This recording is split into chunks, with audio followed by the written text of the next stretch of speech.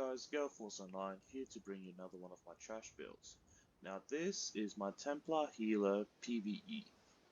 Alright, specializes in using AoE heal abilities on the group, supplying buffs to the group, and also supplying resources to the group to increase resource management. Let's take a look. So I've got 54 points into Magicka and 10 points into health. My max Magicka is sitting about 35k and max health is over 19k.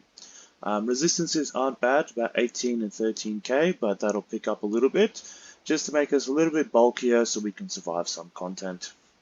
I am using the Ritual Munderstone, which increases my healing done by 13%. Okay, let's take a look at the inventory. So the monster helm I'm using is Symphony of Blades. So when I heal an ally whose main resource is under 50%, I restore 570 of that resource every 1 second for 6 seconds. So this works well in group content. If your damage dealers have more resources available to them, they can supply more damage without having to restore the resources using heavy attacks. So it just increases their skills that they use, sorry. The second set I'm using is Olarim's. So this is a trial set from the Somerset Isles. So when I cast an ground effect ability, it creates this little circle of light, and anybody walking through this who is an ally gain major courage for 30 seconds, which increases their weapon and spell damage by 258.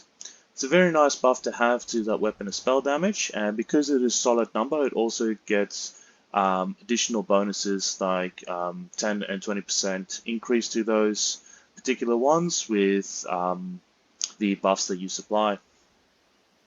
The third set I'm using here is Drago's Rest. So when I deal damage with a fully charged heavy attack, create a circle that heals for 28k health for 10 seconds in the 5-meter area. So dropping this down on a target, anybody in that area then gets healed for that amount, which is really nice. Alright, let's take a look at these skills. The first one I'm using here is Combat Prayer from the weapon skill line. So it has a nice little 7.2k health for anybody in front of me and myself as well, so nice bit of healing. And it also grants Minor Berserk and Minor Resolve, which increases the damage done by 8% and also increases their resistances by a little bit. So a very nice spammable heal that you proc every 8 seconds in order to keep that Minor Berserk up, and that 8% damage increase definitely makes a difference.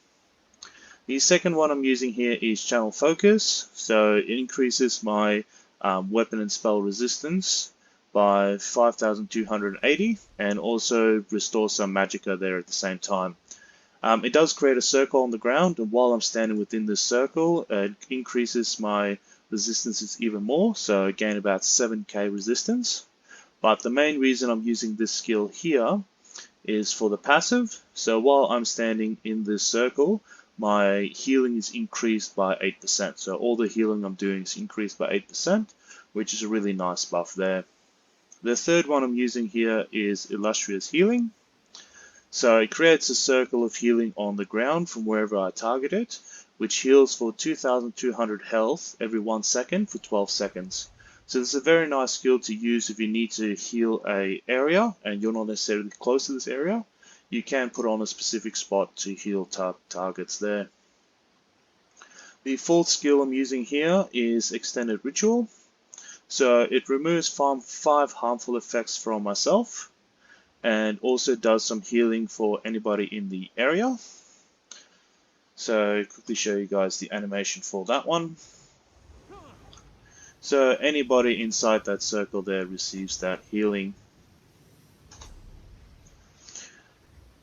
Alright, the last one I'm using here is Ritual of Rebirth, also a class skill.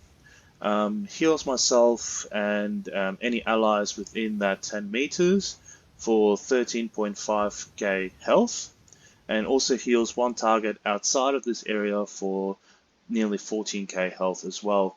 So it's a very nice instant heal if you're running into trouble, or if there's somebody far away from the group that needs to instant heal. Activating this skill would heal them up at that same time, and anybody within that area as well. The ultimate I'm using on the front bar is Practice Incantation from the class skill line as well.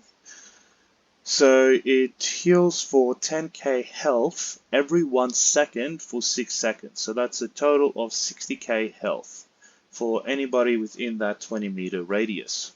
Now, once you activate this ultimate, you can't actually move, you're stuck in place. But you do gain 16.5k physical and spell resistance as well, which makes you very bulky. So you need to make sure when you use the skill, you don't need to run away from certain AoEs or certain boss mechanics. But this will definitely save your group if you need to. Alright, now taking a look at the back bar. First skill I'm using here is Purifying Light. So you apply it to the target and it copies all the damage that you're doing. So not everyone from the group, unfortunately. But the target also, once it explodes, also heals there at the same time. The other bonus of having this skill is once you activate it, you also activate the passive, which grants minor sorcery for yourself and the group for 20 seconds. So this is the main source of minor sorcery.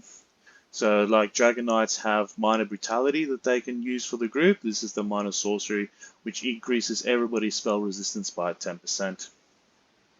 Alright, and the second one here is Radiating Regeneration from the weapon skill line. So you heal yourself and 3 nearby targets for 22k health over 10 seconds. So that's about 2.2k health every second.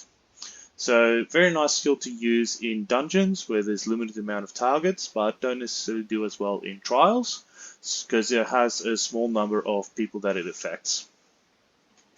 The third skill I'm using here is Men's Spirit from the Sujuk Order skill line. So be careful when using this skill because it will change your light and heavy attacks to heals on your allies instead of attacking enemies.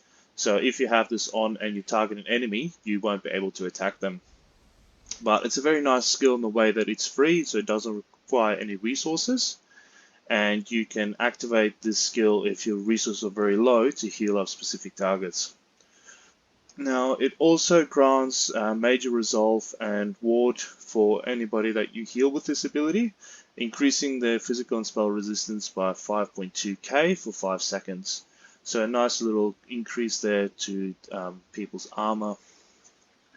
The fourth one I'm using here is Siphon Spirit. So this is a debuff you apply to the boss, and it applies minor lifesteal and minor magicka steal. So if anybody attacks that boss, they restore 895 health and 300 magicka. So it just increases that amount of resources that they have available. The last one I'm using here is Luminous Shards. So this is originally an AoE skill that does damage, but it also leaves a nice little synergy which restores the allies' resources. So if they activate this, they restore 3,960 of their main resource and 1,980 of the secondary resource. And another thing to note as well, that if that ally has the Undaunted passives on, they also get additional resources back for activating a synergy. Now, most people like having a lot of synergies on the field, especially with tanks, because some sets proc off synergies, and it also gives you more resources available to do what you need to do. So dropping down a lot of synergies and having a lot of resource sustain is very nice for the group content. The last one I have here is Reviving Barrier from the Alliance War skill line. So this one grants a damage shield for 28k for 30 seconds and also heals any group member that's affected by this for 19.7k over 15 seconds. So this is a very nice entry ultimate. So if you know hard content's about to come up or you know something difficult's about to hit, then you activate this so the damage shield's in place and that healing is happening when this content happens. Alright, it's not really my go-to if you run into a lot of trouble. If your group's about to wipe, I definitely recommend activating this one instead. A lot of healing, a lot of area effect that it covers, so this will keep most group members alive for that duration.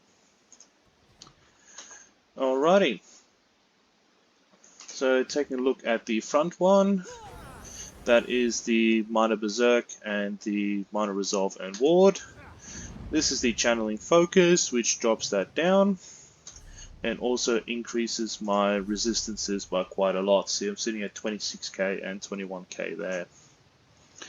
Alright, the third one is the healing on a specific spot, so pick your target and you heal it up. Alright, the fourth one is just the purifying, and then anybody inside that circle receives that healing. And the fifth one here, so smaller target, it's an instant heal, and a little ball will float off from you to whichever target's outside of that circle as well. Right, on the back bar, unfortunately I can't show the first skill there.